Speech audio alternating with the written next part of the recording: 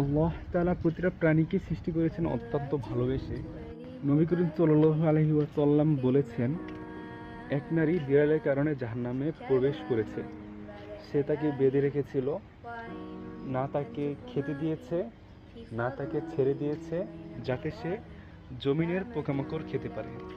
সহিহ বুখারী হাদিস নং 3318 এবং 2365 এবং সহিহ মুসলিম হাদিস নং 2242। রাসূল সাল্লাল্লাহু আলাইহি ওয়াসাল্লাম আরও বলেছেন, যে ব্যক্তি দয়া করে না তার প্রতি দয়া করা হয় না। সহিহ বুখারী 6013, সহিহ মুসলিম 2319।